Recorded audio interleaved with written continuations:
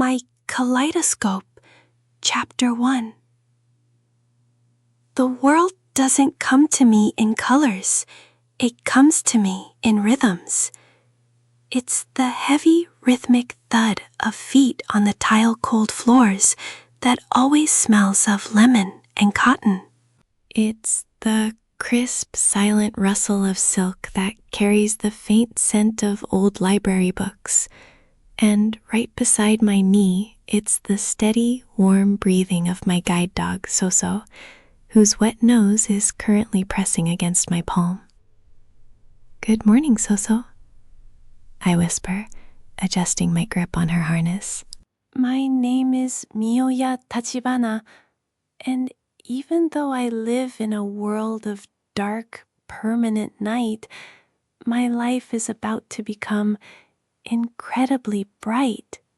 If I look past the permanent shadow behind my eyelids, I can still catch phantom glimmers from when I was 6 years old. A bright playground swing, the brilliant green of summer leaves, the sudden, terrifying, blinding white of a truck's headlights, followed by the screech of metal that changed my life forever. The car accident stole my sight, and over the years, those visual memories have begun to tear at the edges. I am forgetting what a sunset looks like. I am forgetting the shape of a cloud.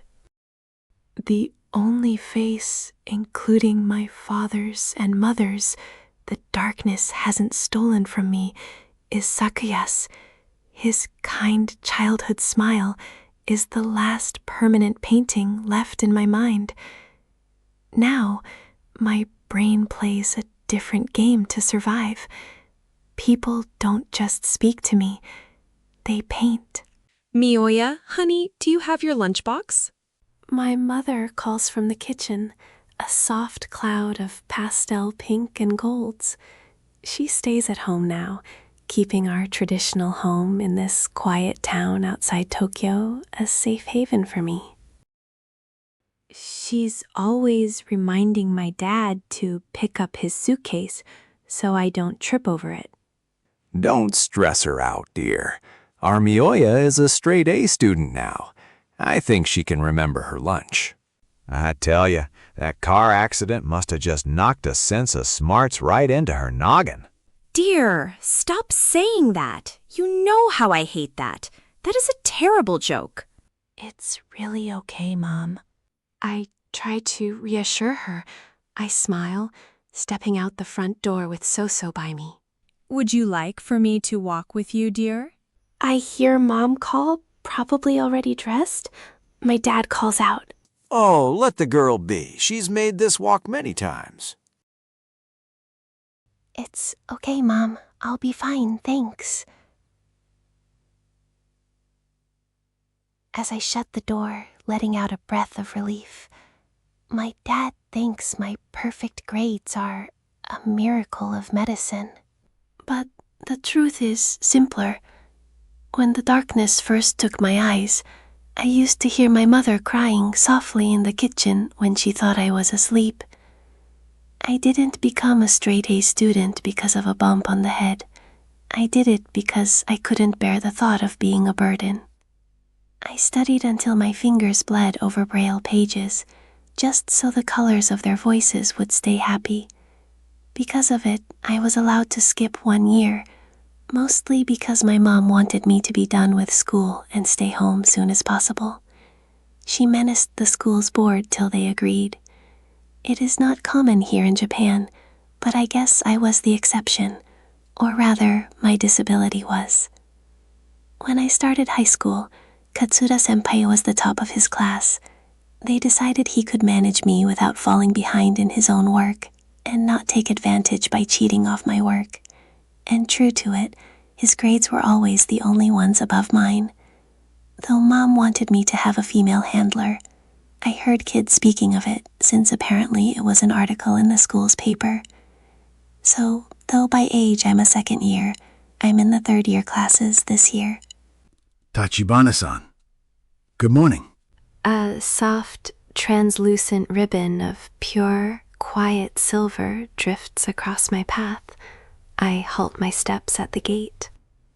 It's Katsuda-senpai, my third-year student handler. He is always incredibly quiet when he greets me, but his voice is like the spring rain, cool in some ways but warm in others, soft, kind, but to the point, his words standing in absolute, non-obtrusive silence. I could hear him stepping forward just enough to let the crisp sleeve of his uniform brush against my knuckles, a silent anchor to guide me to school. "Good morning, Katsuda-senpai," I spoke as warmly as I could, lightly holding his sleeve as So-So shifts beside me. My loyal guide dog gives a soft, happy huff, and a comforting wave of green wraps around my hand. So-So is my second pair of eyes. Katsuda-senpai never acknowledges her. I think he must not be a dog person. Maybe he likes cats more. The peaceful silence vanishes the moment we step through the gates of Kamome High for the first day of the school term. As I walk down the crowded hallways, a nasty, muddy shade of red ripples, going off with each word like fireworks snapping through the air, the sound of the other girls whispering. Look at her, still pretending. Right? There's no way she gets straight A's while being completely blind. She's totally lying for attention. I bet her quiet handler just whispers all the test answers to her and helps her cheat. My grip tightens on So-So's leather harness. Only my ears hears it creak, my cheeks burning. They don't know how hard I pull my fingers across the sharp bumps of braille every single night until my head throbs. They don't see the tears. Suddenly, a warm hand gently catches the edge of my opposite sleeve. Don't listen to them, Mioya. A loud, familiar voice murmurs. A beautiful, comforting cloud of orange wraps around me, chasing the ugly red whispers away. It's Sakuya, my childhood friend. I hear him stick out his tongue. He is the only face I can still remember from the before world, and his voice always sounds like a warm, protective sunrise. But before I can answer him, a violent, booming voice shatters the hallway. Shut your mouths. A deep beast of blue color, and to the point thick, sharp, but calm, toward what was now a distance of red that suddenly faded to nothing. The voice, a blazing shade of blue, completely unhidden and echoing with absolute anger. It's Renjiro, the boy who loves me and refuses to hide it from anyone. I do not carry the same feelings, and he knows it, but he doesn't let it stop him from trying.